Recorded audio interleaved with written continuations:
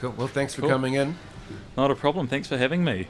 Yeah, we've done stories with the fire service before because they're a natural part of the K Road community, and it seemed logical. Like Dan's done all the hard yards, Yep. so Well, I kept seeing the St. John ambulance going down K Road and being like, oh, actually, you know what? They spend a lot of time on K Road. We should probably talk to them. We do, yep, very local, just down the road on Pitt Street. Yeah, why don't you introduce yourself, Oliver? So my name's Oliver Tyack. I'm a area operations manager for St. John's. So my area covers central and east Auckland. So sort of reaches from New Lynn in the west through to Mount Wellington in the south and all the suburbs in between. So quite a busy area. how long have you been? Tell us a little bit about your path to being a first responder. Sure. So I joined St. John when I was 18 as a volunteer. So I grew up out at Muriwai Beach and joined the first response unit out there. Responding to jobs in the community, was quite heavily involved in that and sort of loved it. You know, realised that I've got a bit of a passion for this. Thought it's something I might want to carry on with and progress down. So I started crewing the Helensville ambulance as the second officer up there, did some training to become an emergency medical technician, and When you followed... say training, I know a lot of the fire service do a lot of training on the job. Yep. But there's actual pathways to becoming an ambulance officer. There's actual courses and things you can do. Yeah. So I my pathway initially was through the volunteer pathway, so I undertook... Probably was about 6 months worth of training, completed a national diploma in ambulance practice, and became qualified as an EMT, an emergency medical technician. So that was the pathway I came in through. And then following that, got a full-time job, so started working on the ambulances 24/7, 12-hour day shifts, 12-hour night shifts, 4 days on, 4 days off. Quite grueling work at times, with those hours. Whilst I was working full-time, I undertook my bachelor's degree, so a bachelor in health science, majoring in paramedicine. Finished that training whilst I was working full-time on the road as well, and then upon completion of that, progressed through a paramedic internship within St. John and got my paramedic patches, which was an awesome achievement for me, doing a 3-year degree and finally getting to where you want to be is a great feeling and a goal that I had for a long time, which I was very happy to achieve.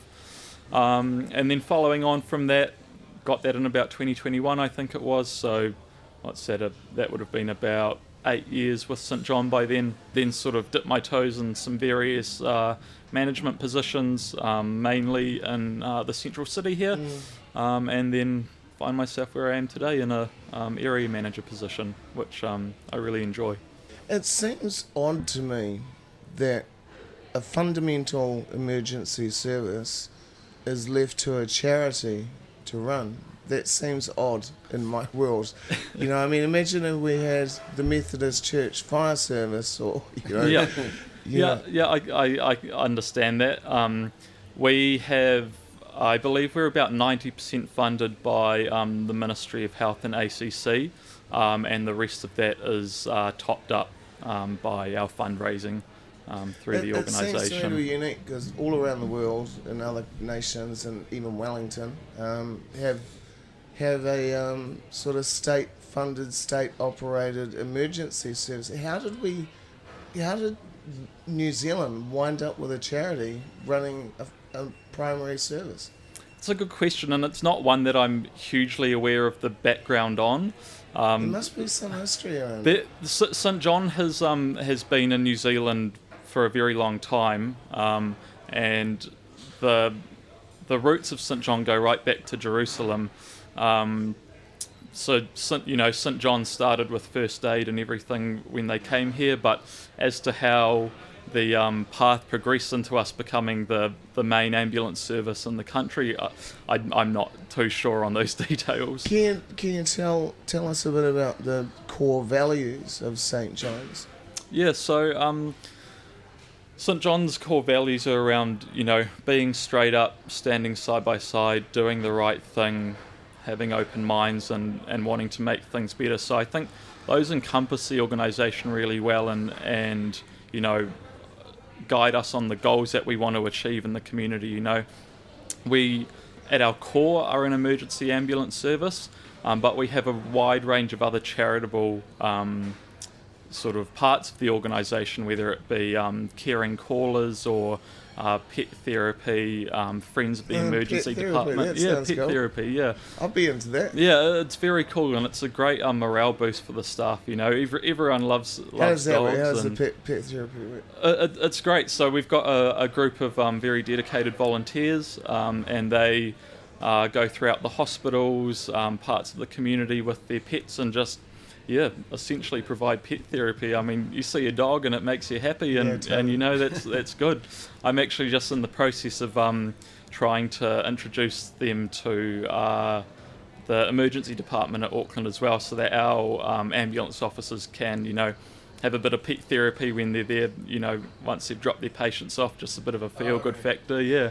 Not for the patients, they're like, quick, we need a cute dog over here, this guy's bleeding. Less so for the patients, but definitely, you know, inside the hospital itself where they do it, you know, it's for the patients as well. And I know myself, I did 4 years in the fire service, so you guys are exposed to a lot of stuff that the average person would never see in their lifetime, and that can take its toll on you personally as well. So I can see, you know, having Dalmatians and, you know, running around the brigade would be fantastic. Yeah, definitely. Yeah, and I think you touched on a good point there. You know, we do see a lot of trauma out in the communities, and like you say, we see things that most people would never see in their lives, and we see it on a regular basis. So it's something that we have to prioritise in making sure that we keep ourselves well and on top of our mental health. You know, PTSD, ambulance officers are almost twice as likely to suffer from it, so we need to make sure we front foot it, and, you know, make sure that our staff are looked after and their welfare is a priority for us. Yeah, when I was with the fire service, after every call we had a therapist waiting back at base for us. Yep. Which was great comfort, great help. Do you have, you know, constant access to, you know, qualified people to help you work through these? We do, yes. So there are your cousins. it's the fire service, is it? Yeah. Can you tell the difference between the sirens?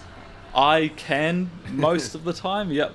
You knew that one was the fire. Yeah, I knew that one was a fire engine. Yeah, but yeah, no, we've got very good access to support services in St John's. So we have internal counsellors, psychologists that are available whenever for our staff.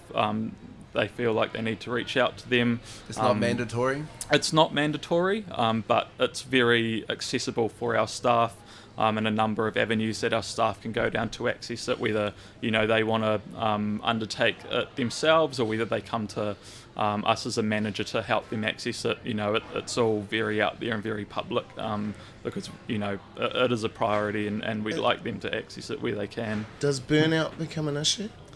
Look, you know, burnout can be an issue for some of our staff, but, you know, we like to try and keep on top of it, and, you know, I guess it's about knowing, you know, being very self-aware as a person. You know, personally, I've experienced burnout before, and I got some comfort in reaching out to the support services and knowing, you know, this isn't just something that I'm, you know, making up in my mind. It is something that, you know, that I need some help with, you know, to sort of push through it. And, you know, I reached out to our services, saw a psychologist for a bit, and, you know, they're very good in equipping you with coping mechanisms. You're right, and I think sometimes there's a stigma around, especially as, you know, blokey blokes and that sort of thing. It's like and this Kiwi attitude of, you know, she'll be right, whereas there's no shame in talking to somebody that's qualified to help you work through these issues. And I think, you know, a lot of people kind of see therapy as a failing point. Yeah. But, you know, I think if everybody could afford it, I think it'd be a great thing for everybody to have somebody totally objective to talk to. Because when you talk to your family or your friends, they have their own agenda. They have their own point of view. Yep. So having that third person, I think, is incredibly valuable. And I think the important thing as well is, you know, the line of work that we're in, we go to some stuff that, you know, if you're going home and downloading to your family, you can be exposing them to that trauma as well, you know. So I'm very careful about what I do and don't give away at home. I'd much rather be able to unload to someone who I know is equipped to handle what I might tell them, you know. But I remember back when I was still a volunteer with St John, working with the paramedic, and I was about to start full time, and he said to me, he's like, no matter what you're feeling, how you're doing, even if you think everything is good, reach out to a psychologist at least once or twice a year, because even if you don't think there's anything going on, there might be, and you're just not aware to it yet. You know, so don't get to crisis point. Actually, just front foot it, and there's no shame in that. That could be a good incentive for people to join St John and get free therapy sessions. Well, I think, you know, it's appropriate to sort of bring this up because mental health is health. It is. You know, you're a healthcare professional. And I think, you know, we often wind up, especially on Karangahape Road, and this is something we could address now, is, you know, what do we do with people that are not physically so much in danger, but there's a mental health component to what's happening, why they're acting out or why they're behaving the way they are. And I think at the moment, that's getting dumped onto the police. Yep. That's getting dumped onto paramedics, who are not really qualified to deal with these issues. Yeah, I think it's an interesting point, and you know, I think we're making some progress. You know, the government's sort of putting in a bit more funding to mental health services. You know, it's a tricky space in the health sector for mental health. You know, and it, like you say, at the moment it sort of falls onto the services. That's sort of, you know, we're the ambulance at the bottom of the cliff where... Almost literally. Literally, it would be great to get to a space where we can start actually preventing it and being able to support the community sooner. Is that part of the St John's role too, is preventative medicine? Like, I mean, I've done my first aid courses and that's great too. 15 compressions, two breaths? 30 compressions, 2 breaths. I thought it was 15. Used to be 15, yeah. Why do they change these things? Might need a little refresher. Right. 30 compressions, 2 breaths. Yep. To the beat of Staying Alive. That's the one, yep. Yeah, look, St John really tries to front foot health initiatives in the community. We've got, you know, our medical alarm service out there, so the community can have access to us with the push of a button, you know, especially helpful for those elderly patients, you know, a bit of peace of mind at home for the family as well, knowing that, you know, you've got this alarm, so you can push the button and the ambulance will come if something's wrong. Along with that, now, we do a lot of first aid training in the community. Yeah, I'm aware of the first aid training. Just going back to that emergency alarm. Now, I know there's been people that I've suggested they get that too, and they're worried about the cost and they're worried about being a nuisance. How do you address that? Look, the medical alarms are a great benefit for people. We get told a lot, you know, oh, we didn't want to push the button because we didn't want to bother you. Yeah. At the end of the day, it's our job and we're working 24/7. So if you're pushing that button at 3 a.m, you're not waking anyone up. We're awake already and, you know, we will come and help. So I think that's the main thing. The membership for a medical alarm is the same cost as one ambulance call out. So I think roughly about $98. So if you covered that membership... Is that for a year? For a year, yep. It's not too bad. No, so can you split that up over like easy monthly payments? I'm not sure. Yeah, not sure if you can afterpay that. Well, that's great. If people do want to find out more about these services like the emergency alarm, they go to the website. Don't call 111. don't call 111. You can go to the website www.stjohn.org.nz, or you can just call 0800 St John. And they'll put you into contact with whoever you need to speak to. That's great. Yeah. And what are the criteria to volunteer? I guess it depends on what you're looking to volunteer for. Age limit? Again, it depends on what you're looking to volunteer for. If you're looking to volunteer for, you know, Friends of the Emergency Department, there's no real age limit. I've seen, you know, people who are slightly more elderly out there in the EDs, you know, comforting patients, all that sort of thing. So one of them a teenager and so I think 18, if you're wanting to join, is the limit. off the top of my head. I think that's about right. And- Definitely for the anything emergency ambulance And, anyway. you know, do you have to be super fit or like really smart with maths? Or? No, not at all. I just touch actually, we've got a youth program as well, so actually you can join St John from pretty much when you're a little child Is that right like through. similar to the Scouts program? Yeah, sort of like Scouts. So they're called cadets for us, Yeah. and yeah, that's a youth program that runs right up till you're 18. So that's where you could get involved if you were a bit younger and wanted to join the organisation. Yeah. It's interesting. I'm just sitting there thinking, how do you quantify emergency services from a financial point of view? Like, how do you say, okay, we're going to experience $1 billion worth of trauma this year? So, that, you know what I mean? How do you even plan for the unexpected? Yep, that's a very good question. I guess we plan a lot off past experience, right? So if you're looking at the recent weather events that we've had in the city, which caused quite widespread disruption, those were sort of the first time we've seen large scale events like that in Auckland when it Terrorism comes to attacks? the weather, terrorism We attacks would as never, well. never have considered Not that as- experience that, but we work closely with police, with FENS to develop plans around how we might approach these situations. Throughout the city we've got a number of high risk sites, whether it be K Road. K Road, the City Rail Link, for example. We need these big construction sites, the Hauraki Gulf, where it's a challenge to get access. So we will develop what we call tactical plans, and we'll liaise with all the stakeholders that might be involved in that to come up with plans on what ifs.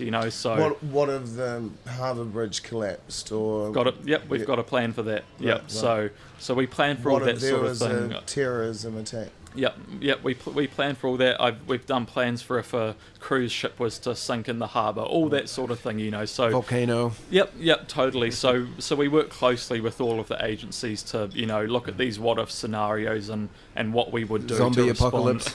Yeah. It's happening now, bro. What do you do? Has there ever been a time we have turned up to a job and gone, what the hell is going on here?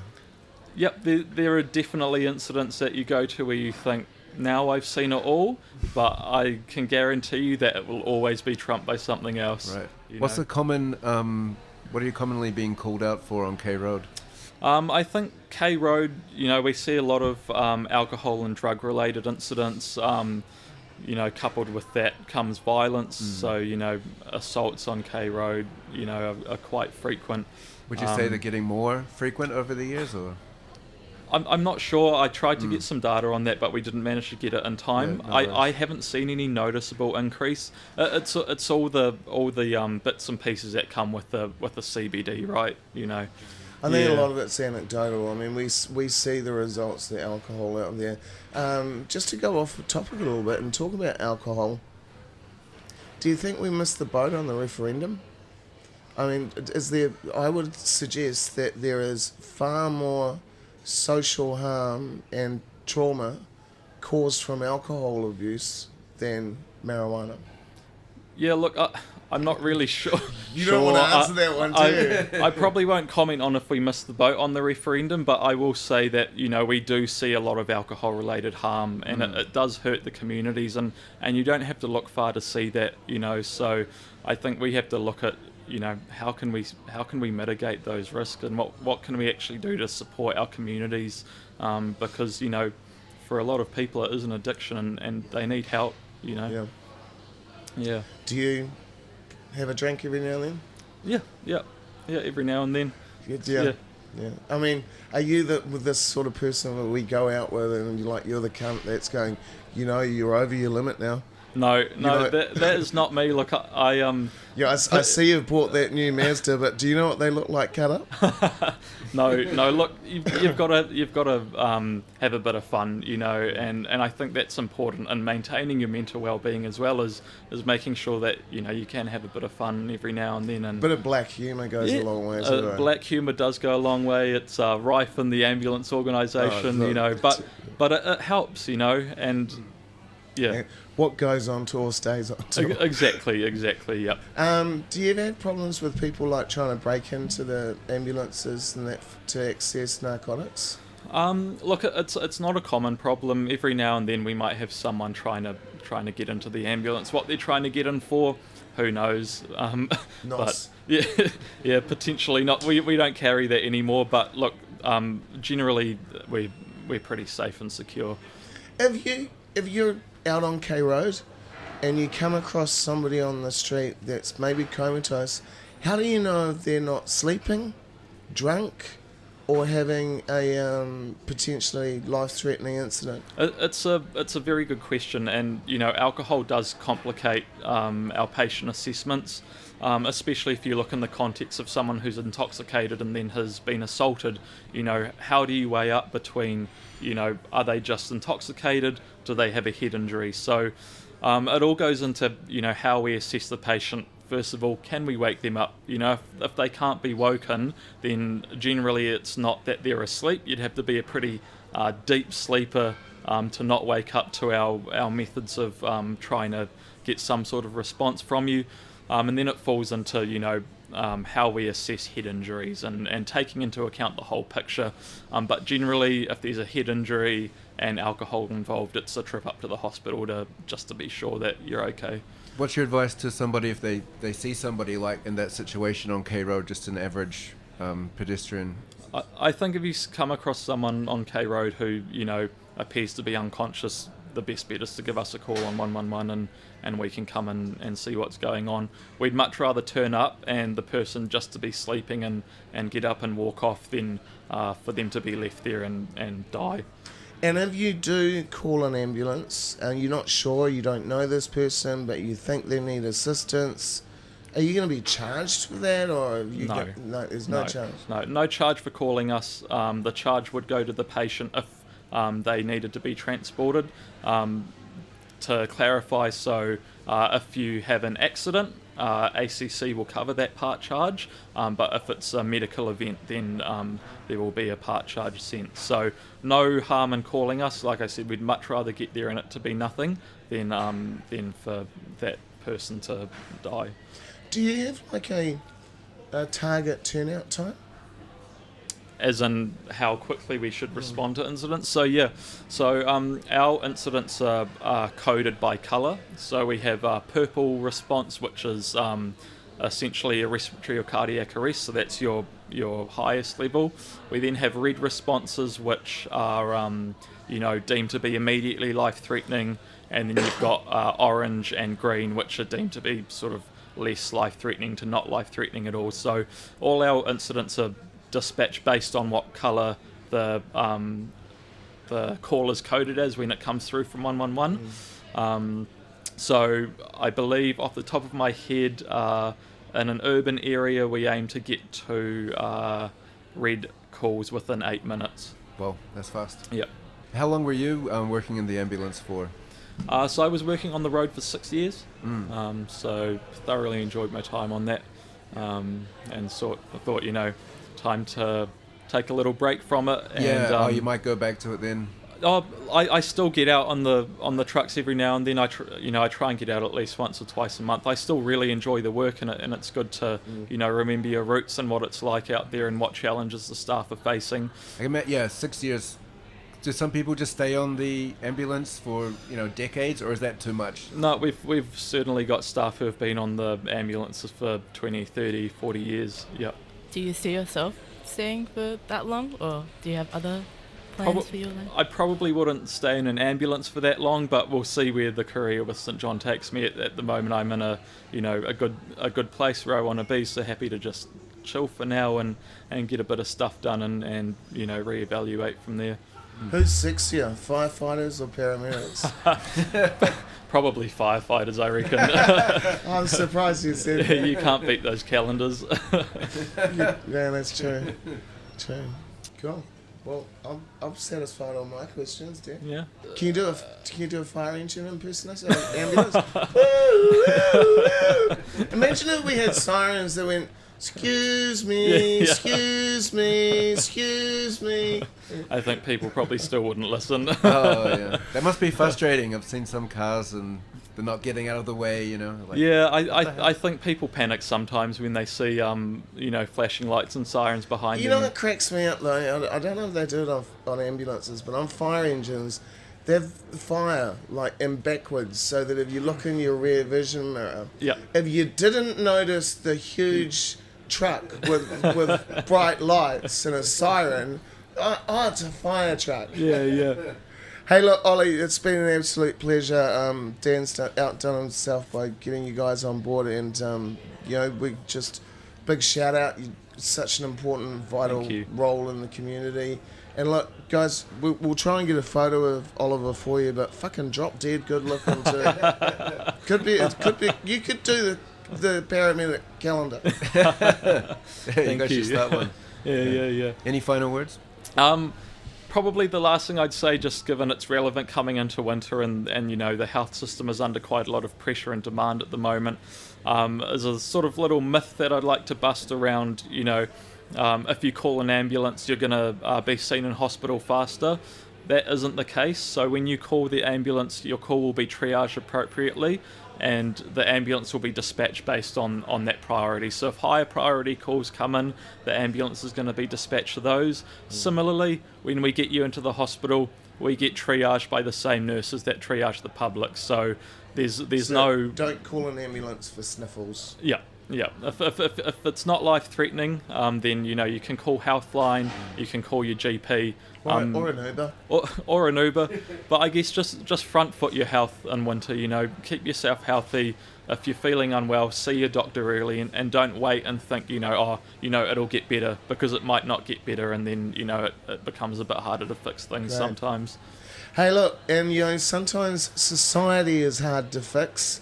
And then we're playing our part at the Chronicle. So if you like what we're doing, if you like our program, if you like our styles, if you like Dan, if you'd like to see Oliver with his shirt off, then please support us on Patreon, and we'll probably do less than we promised, but never mind. Big thanks to our sponsors: Lifewise, White Ladies, Saloon Bar, Art Shows, every one of you that supports us on the street. And of course, our guests, Oliver, there's St. John's ambulance crew. Who else? I think that's it. We're done. Cool. Big round of applause. Thanks for Oliver. having me. Thanks, Oliver. We'll put it in post.